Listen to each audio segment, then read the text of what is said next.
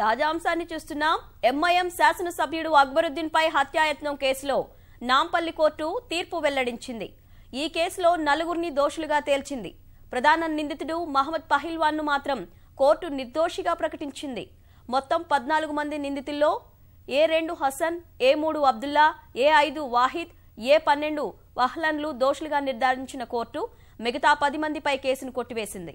అక్బరుద్దీన్ ఓవైసీపై చాంద్రాయణగుట్ట బార్కస్ రోడ్లో 2011 ఏప్రిల్ 30న హత్యాయత్నం జరిగింది. ఈ కేసులో 14 మందిపై కేసులు నమోదు చేశారు. 86 మంది సాక్షులను విచారించిన న్యాయస్థానం ఇవాళ తీర్పు వెలువరించింది. దోషులకు శుక్రవారం శిక్షలు ప్రకటించనుంది. ఇక ఇదే అంశానికి సంబంధించి పూర్తి సమాచారాన్ని మా ప్రతినిధి నాగేశ్వరాచారి ప్రత్యక్ష ప్రసారం ద్వారా అందిస్తారు.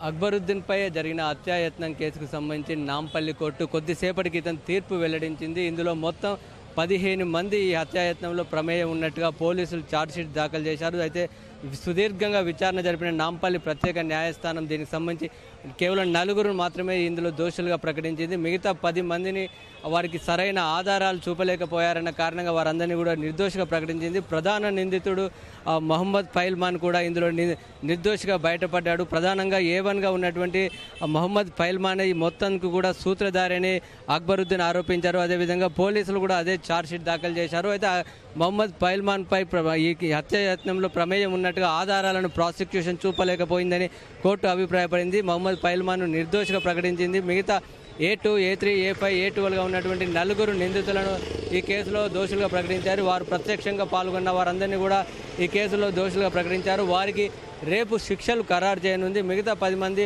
అంటే మహమ్మద్ పైల్మాన్తో పాటు మిగతా 10 మంది వీరందరూ కూడా నిర్దోషులుగా ప్రకటించింది. వీరంతా కూడా అంటే 2011 ఏప్రిల్ 30 నుంచి కూడా వీరంతా కూడా జైల్లోనే ఉన్నారు. ప్రధానంగా ఈ కేసులో 15 మందిలో ఇబ్రాహీం అనే నిందితుడు ఆ రోజు జరిగినటువంటి కాల్పుల్లో మరణించారు. మిగతా నిందితుల్లో మహమ్మద్ పైల్మాన్ సహా 8 మంది ఇప్పటికీ ఇంకా జైల్లోనే ఉన్నారు. మిగతా 6 మాత్రం బెయిల్పై ఉన్నారు. ఆ బెయిల్పై ఉన్న వారిలో ఒకరితో పాటు ఒకరు శిక్ష పడింది. మిగతా అంటే జైల్లో ఉన్న వారిలో ప్రస్తుతం 3 మాత్రం శిక్ష ఖరారైంది. వీరికి శిక్షలు అనేటివి రేపు ఖరారు కానుంది. ఏప్రిల్ 30న 2011 ఈ ఘటన జరిగింది.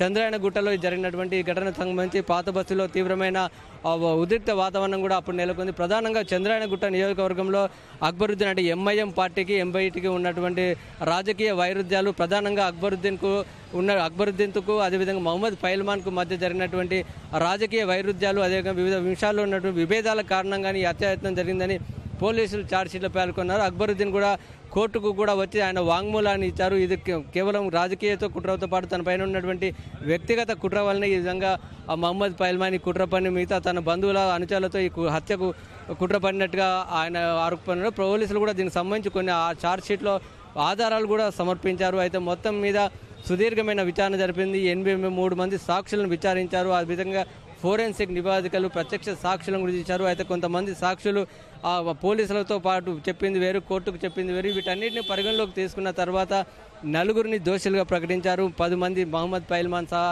10 మంది నిర్దోషులు ప్రకటించారు. ఆ దోషులకు రేపు శిక్షలు ఖరారు కానున్నాయి.